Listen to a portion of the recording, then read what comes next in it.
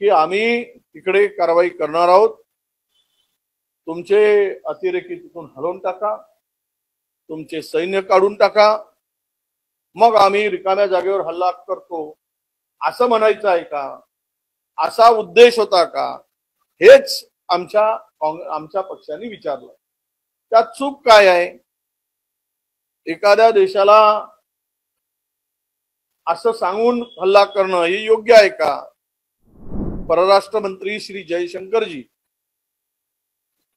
यांनी जे वक्तव्य केलं की ज्यावेळेस पहलगामचा हल्ला झाल्यानंतर आम्ही पाकिस्तानला कळवलं होतं आणि अतिरेक्यांच्या अड्ड्यावर आम्ही कारवाई केली किंवा ते उद्ध्वस्त केले, याचा अर्थ असाच होता की आम्ही तिकडे कारवाई करणार आहोत, तुमचे अतिरेकी तिथून हलवून टाका, तुमचे सैन्य काढून टाका, मग आम्ही रिकाम्या जागेवर हल्ला करतो असं म्हणायचं आहे का?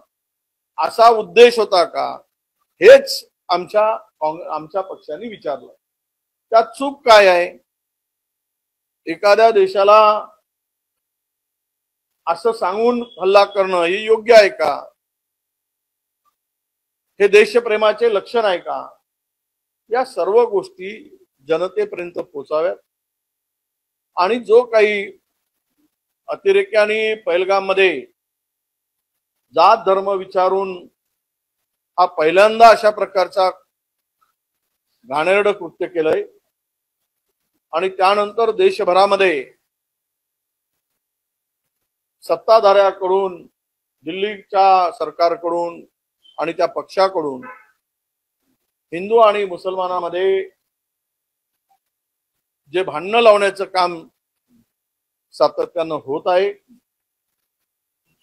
त्यामध्ये सौहार्द निर्माण व्हावं, सद्भावना निर्माण व्हावी आणि हा देश सर्व जाती धर्मपंथांनी मिळून आलेल्या संकटाला सामोरं जाताना एकतेचा संदेश द्यावा, हा त्यामागचा उद्देश आहे. आणि त्यासाठीच आज या जरा याद करो कुर्बानी ही तिरंगा रॅली आम्ही काढतो आहोत.